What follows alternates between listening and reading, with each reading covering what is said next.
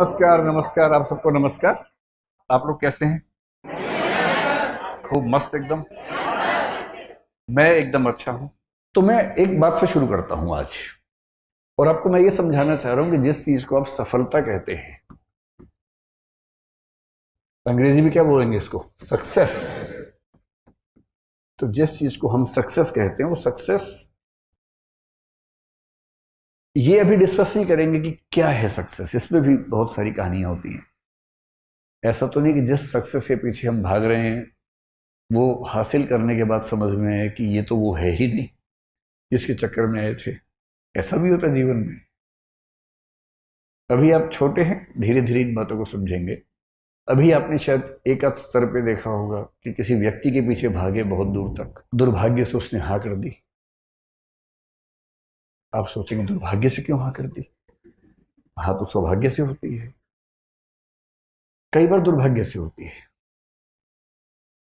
कभी कभी किसी व्यक्ति का न मिलना बेहतर होता है, क्योंकि दरअसल वो आपके लिए है नहीं, ना आप उसके लिए हैं, सूटेबल नहीं है। पर एक दौर में आप उसके दीवाने बने बने घूम रहे थे किसी वजह से। चेहरे का सौंदर्य देखा, आपको लगा इससे बड़ा सत्य क्या है ब्रह्मांड में, यही ब्रह्मांड का अंतिम सत्य है। इतना सुंदर चेहरा भगवान ने किसके लिए बनाया है? मेरे लिए बनाया है।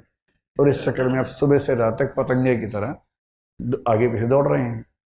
अच्छा तो ये है कि वो कह दे कि भाई मेरे पास फुर्सत नहीं है, मुझे पढ़ाई करनी है, और आप चुपचाप पढ़ाई कर लीजिए। पर किसी किसी का दुर्भाग्य होता है, हाँ हो जाती है।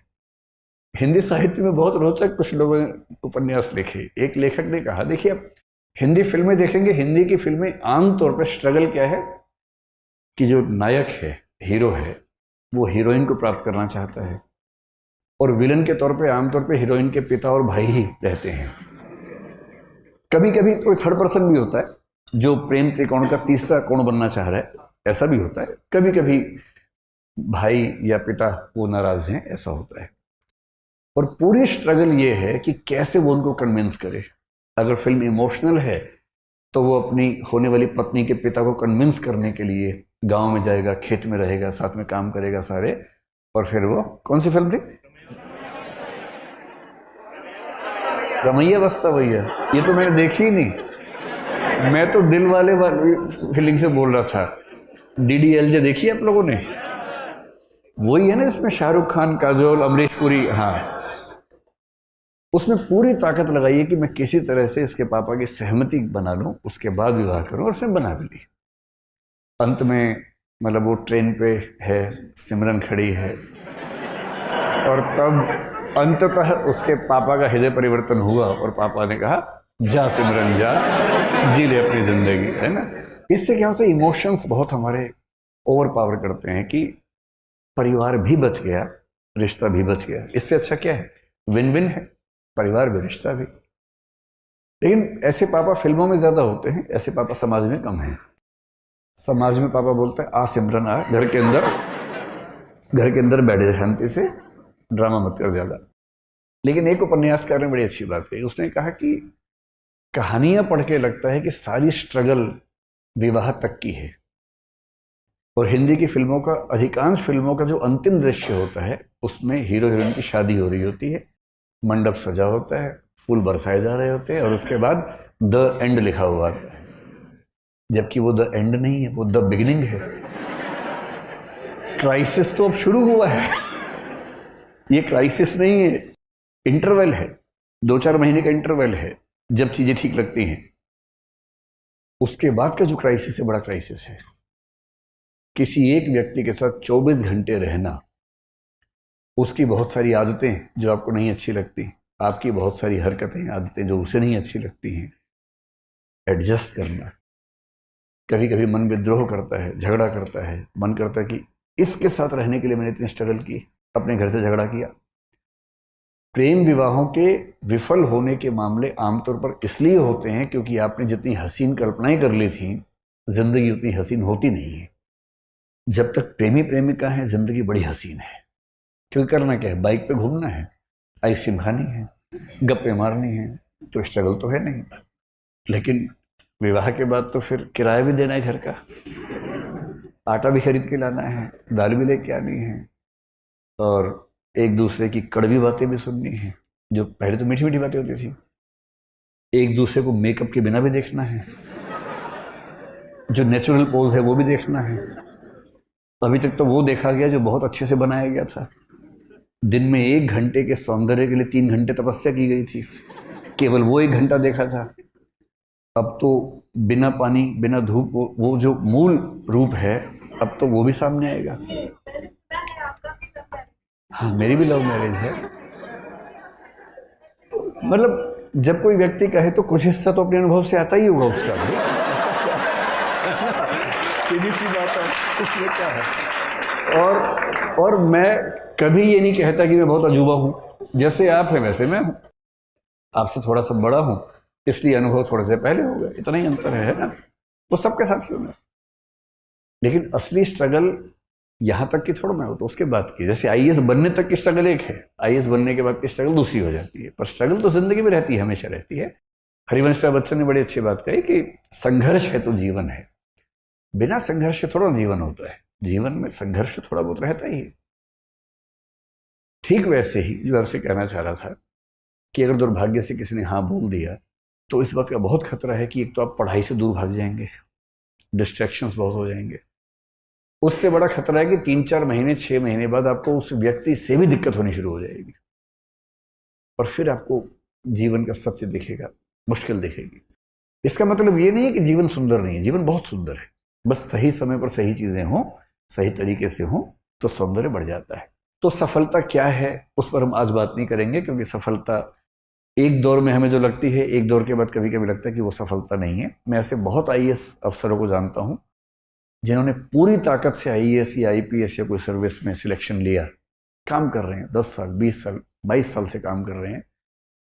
और जब उनसे गुफ्तगू होती है बहुत अच्छे से, तो उनमें से कुछ लोग जब इमोशनल लेवल पर बात करते हैं तो कहते हैं कि गलत फैसला हो गया, मेरा मूल व्यक्तित्व इस चीज के लिए था नहीं, पर मैं इस चीज में आ गया। और ये सबके साथ किसी ना किसी मात्रा में होता है, इन चीजों का तनाव नहीं लेना है। आज हम ये समझेंगे कि सफलता का मतलब, अगर हम मानने आपको आईएएस बनना है, जैसे आपका फिलहाल यही उद्देश्य है, यही सपना है, तो उसके लिए कौन सी चीजें आपके अंदर होनी चाहिए। अगर हैं तो बढ़िया है, नहीं तो उस पर थोड़ा थोड़ा काम करना शुरू कर देंगे अभी से, है ना।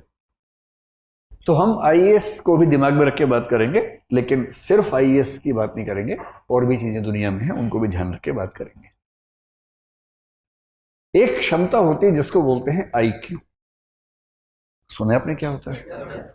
ये आईक्यू नहीं है, आईक्यू है ना।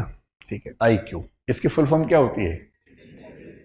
Intelligence quotient. कोशिएंट क्या होता है? कोशिएंट का मोटा मोटा मतलब समझ लीजिए कि किसी चीज की वैल्यू कितनी है, किसी रेफरेंस में किसी चीज की वैल्यू, किसी चीज की मात्रा, क्वांटिटी कितनी है, उसको बोलते हैं कोशिएंट। ठीक है।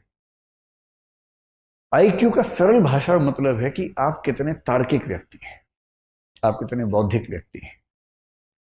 आपकी जो तार्किकता है, रैशनैलिटी है, आपकी जो रीजनिंग की कैपेसिटी है, लॉजिक की कैपेसिटी है, लॉजिक, रीजनिंग, ये सब शब्द लगभग मिलते जुलते हैं। ये क्षमता कितनी है आपके अंदर? और दुनिया के इतिहास में ऐसा कई लोगों ने माना कि सबसे सफल व्यक्ति वही है जिसके अंदर तार्किक क्षमताएं ज्यादा है। कुछ हद तक ये बात ठीक भी है, क्योंकि अगर आप तार्किक ज्यादा हैं तो आपकी डिसीजन मेकिंग कैपेसिटी बेहतर होगी, जो कि डीएम में होनी भी चाहिए।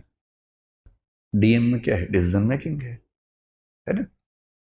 क्योंकि फैसले कर रहे हैं, और आपका फैसला केवल आपके बारे में नहीं है, पूरे जिले की जिंदगी के बारे में।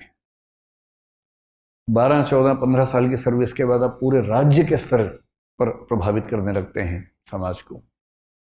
और यदि आप सेंटर की डेपुटेशन पर आ गए और 25-28 साल की सर्विस कर चुके हैं, तो आपकी कलम पूरे देश की नियति तय करती है। इसलिए बहुत जरूरी है कि आप सोच समझकर फैसले करें। आपका चीजों को समझने का, फैसला करने का जो प्रोसेस है, उसमें जो तटस्थता चाहिए, ऑब्जेक्टिविटी चाहिए, वो एकदम ठीक हो। ऑब्जेक्टिविटी का मतलब है कि आप फैसले इसलिए नहीं करते कि आपका मूड अच्छा नहीं था, आपकी विचारधारा ये है, आपके मन में ये भावना आ गई अचानक, नहीं। आप फैसला करेंगे तथ्यों के आधार पर, फैक्ट्स, आर्गुमेंट्स, और दुनिया के बाकी देशों में कैसे सिस्टम चल रहे हैं, बाकी राज्यों में कैसे चल रहे हैं, उन सबको स्टडी करेंगे और उन सब के बेस पर जो सबसे अच्छा आपको लगेगा या अच्छे अच्छे को मिलाकर जो बेस्ट लगेगा अपने समाज के लिए, आप उसको अप्लाई करेंगे। ये जो पूरी क्षमता है इसको बोलते हैं इंटेलिजेंस कोशिएंट। और हम मानते हैं कि बिना इंटेलिजेंस की सुपीरियोरिटी के आप सचमुच कम से कम सिविल सेवाओं में तो ना जा सकते हैं, ना शानदार परफॉर्म कर सकते हैं। कुछ ऐसे लोग हैं जो संयोग से किसी तुक्के से सिलेक्ट हो भी गए कभी, तो वो अच्छे परफॉर्मर नहीं हो पाते। आप एक जिला ठीक से नहीं संभालेंगे, एक दुर्घटना करवा देंगे तो आपको अगला जिला मिलेगा ही नहीं। फिर आपको सचिवालय में कोई ऐसी पोस्ट देंगे जिस पोस्ट की वैल्यू बहुत कम होती है। और IAS IPS के हर सर्विस में कुछ ऐसी पोस्ट रखी जाती हैं ताकि ऐसे लोग जो सरकार के साथ संगति में नहीं है या जिनकी कॉम्पिटेंस कम है उन्हें वहां सेट कर दें। वो केस ना कर सके कि मुझे मेरे पद के अनुसार नहीं कुछ दिया गया, तो उनके लेवल पे पद बना के रखते हैं शंटिंग करने के लिए कि चुपचाप यहाँ बैठे रहो, नुकसान मत करो कम से कम। IQ अच्छा होना किसके लिए जरूरी है? जैसे अगर आपको फिलोसफर बनना हो, अच्छे IQ के बिना नहीं बन सकते। किसी का IQ अगर 90 से 110 के बीच में है तो मानते हैं कि सामान्य बुद्धि का व्यक्ति है, एवरेज, ठीक है। मतलब अगर आप IAS बनना चाहते हैं तो जनरली हम मानते हैं कि 120 140 के बीच में अगर IQ है तो आप ठीक है, बढ़िया है। 140 प्लस IQ किसी का हो तो इसका मतलब गिफ्टेड व्यक्ति है, बड़ी बात है। किसी किसी का IQ 200 भी होता है, एक दो व्यक्तियों को 250 के ऊपर भी देखा गया है इतिहास में, जो कि बहुत रेयर बात है। ये वही व्यक्ति हैं जो 5 साल की उम्र में 12वीं क्लास पास कर ली, 8वीं क्लास में किसी यूनिवर्सिटी में PhD कर रहे हैं, मतलब 8 साल की उम्र में, 9 साल की उम्र में। कभी सुना है आपने ऐसा? ये वो बच्चे हैं कि 8-9 साल की उम्र में उनके दिमाग का इतना विकास हो चुका है कि जैसे एक बच्चे की कहानी में एक बार पढ़ रहा था, शायद अमेरिका यूरोप में किसी देश में था वो बच्चा, तो उसकी उम्र थी शायद 5-6 साल के आसपास। तो अपनी उम्र के हिसाब से जो क्लास होती है पहली दूसरी क्लास, उसमें बैठा हुआ था। सब बच्चे पढ़ रहे हैं, मैडम के साथ गाना गा रहे हैं एकदम। मैडम कह रहे टी से टोमेटो, सब बोले टोमेटो। ये सो रहा है आराम से। तो टीचर ने उसको बड़ा समझाया, पुचकारा, धमकाया कि भाई क्लास में पार्टिसिपेट करो। ये करता ही नहीं था। ये तो एडिसन के साथ भी ऐसा ही हुआ था। और बाद में जब टेस्ट किया उस बच्चे का IQ निकला 200 के आसपास, और तब पता लगा कि उस बच्चे का मेंटल लेवल 10वीं क्लास का हो चुका था। बिठाया था पहली क्लास में, आप बता रहे टी टोमेटो, उसका दिमाग जोमेटो भी सीख चुका है। जैसे उसको 10वीं क्लास में भेजा, मतलब वो 1 साल का क्लास जो है वो 1 महीने में आराम से कर लेता था। 8-10 साल की उम्र में यूनिवर्सिटी में चला गया, 12-15 में प्रोफेसर बन गया। अब है ऐसा IQ तो क्या करे, किसी किसी का होता है। और IQ में दिक्कत यह है कि IQ हमारे चाहने से नहीं बढ़ेगा। IQ में बड़ी मात्रा इस बात की है कि आपको जेनेटिकली, बायोलॉजिकली कितना IQ मिला। हाँ, एक रेंज के अंदर थोड़ा बहुत हम कोशिश से बढ़ा सकते हैं, लेकिन अभूतपूर्व परिवर्तन उसमें करना चाहें, आमूलचूल बदलाव करना चाहें तो नहीं कर सकते। तो अगर आपको मैथमेटिशियन बनना हो, जैसे रामानुजम का नाम आपने सुना होगा, है ना, तो रामानुजम होने की शर्त है कि आपका IQ बहुत ही खतरनाक स्तर पे होना चाहिए। बड़ा साइंटिस्ट बनना हो APJ अब्दुल कलाम जैसा, तो आपका IQ बहुत खतरनाक होना चाहिए। या न्यूटन या आइंस्टीन बनना हो तो IQ चाहिए बहुत ही खतरनाक। फिलोसफर बनना हो बहुत खतरनाक, जैसे हम भारत में शंकराचार्य का जिक्र करते हैं, 32 साल की उम्र में उनकी मृत्यु हो गई, जितने में अटेम्प्ट खत्म नहीं होते लोगों के। और ऐसी फिलोसफी दे के गए हैं कि मतलब 1500 साल होने वाले हैं, कोई हिला नहीं पा रहा अब तक। 32 साल की उम्र में जिस व्यक्ति की मृत्यु हो गई, IQ कितना रहा होगा? उस समय IQ टेस्ट नहीं होते थे, सीधी सी बात है। होता तो मेरा ख्याल है कि 200-250 का मामला रहा होगा उनका। जब IQ बहुत तेज होता है ना, आप इतना तार्किक सोचते हैं, इतना दूर का सोचते हैं, इतना तेज सोचते हैं कि फिर आपके साथ काम करने में सबको मजा आता है। और PM क्यों नहीं चाहेगा कि उनके पास ऐसा एक चीफ सेक्रेटरी हो या ऐसा कैबिनेट सेक्रेटरी हो जिसका IQ बहुत शार्प हो, बात कहने से पहले समझ जाता हो, बात पूरी होते होते सॉल्यूशन सामने लाके दे देता हो कि ये सॉल्यूशन है इस चीज का। पीएम कह रहे हैं कि मैं 4 फैक्टर सोच पा रहा हूँ, क्या नहीं सर 18 फैक्टर्स हैं, ये 18 फैक्टर्स हैं, इनके बीच में ये मैट्रिक्स है, ये सॉल्यूशन बेस्ट है। और पीएम गदगद है कि वाह यार। तो एक चीज सफलता में आईक्यू है। तो एक पक्ष तो ये हो गया। अब आईक्यू से अगर आगे निकलें और देखें कि कौन सी दूसरी चीज है जिस पर आपको गौर करना है, और वो चीज जिसको आप अपने हिसाब से मैनेज कर सकते हैं। एक शब्द आपने सुना होगा, इमोशनल इंटेलिजेंस। कुछ लोग इसको ईक्यू भी आजकल कहने लग गए हैं। इमोशनल इंटेलिजेंस या इमोशनल कोशिएंट, ये क्या चीज होती है? कभी आपने इस पर गौर किया है? और ये चीज आपके पाठ्यक्रम में भी है, यूपीएससी में मुझे ही पढ़ाना होता है, वो वाला टॉपिक एथिक्स में आता है। और जो दूसरी चीज है उसको बोलते हैं इमोशनल इंटेलिजेंस, और कुछ लोग इसके लिए एक शब्द करते हैं इमोशनल कोशिएंट।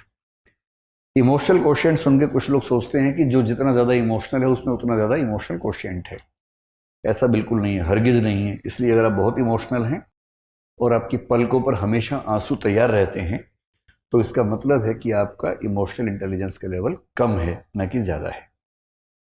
तो लेकिन इस बात से रोना नहीं है, कहीं इसी बात से भी रोना शुरू कर दें आप, है ना। मैंने सिर्फ ये बताया कि वैसा नहीं होना है। इसका मतलब मुझे खुशी ये हुई कि 5-6 लड़कों ने भी हाथ खड़ा किया है, वरना हमारे समाज में एक मान्यता है कि रोने पर एकाधिकार लड़कियों का है और नहीं रोने पर मर्दों का है।